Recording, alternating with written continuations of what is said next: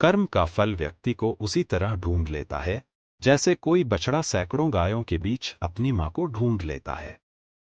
मैं और मेरा का भाव जब व्यक्ति पर हावी होने लगता है तब उसे स्वतः ही अहंकार हो जाता है।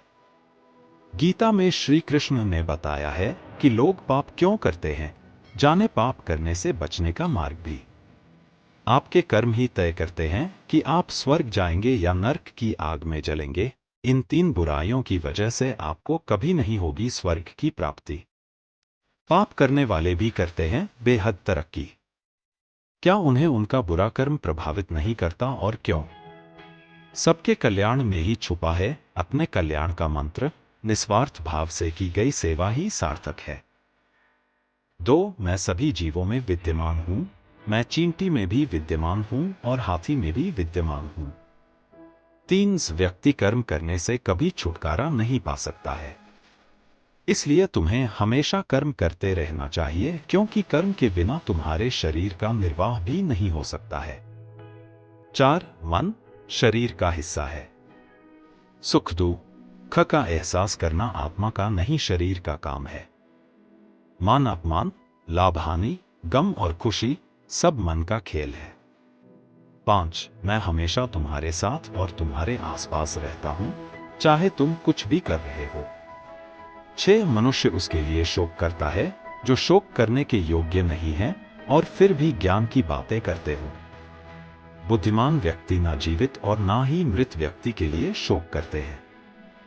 7. मोहग्रस्त होकर अपने कर्तव्य पथ से हट जाना मूर्खता है, क्योंकि इससे ना तो तुम्हें स्वर्ग की प्राप्ति होगी और ना ही तुम्हारी कीर्ति बढ़ेगी।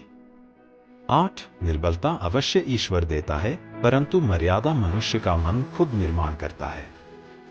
9. विषयों का चिंतन करने से विषयों की आसक्ति होती है।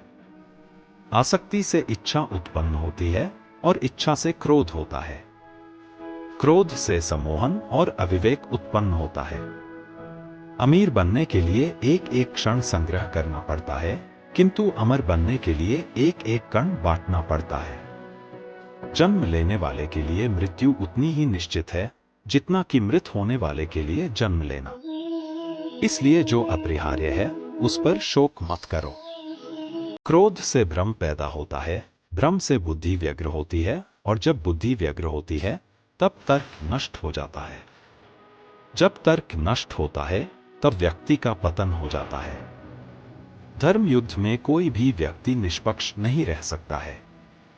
धर्म युद्ध में जो व्यक्ति धर्म के साथ नहीं खड़ा है, इसका अर्थ है वह अधर्म का साथ दे रहा है, वह अधर्म के साथ खड़ा है।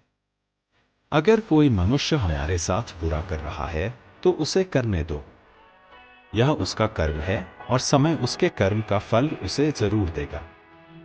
लेकिन हमें कभी भी किसी के साथ बुरा नहीं करना चाहिए, क्योंकि यही हमारा धर्म है। इच्छा पूरी नहीं होती तो क्रोध बढ़ता है, और इच्छा पूरी होती है तो लोभ बढ़ता है।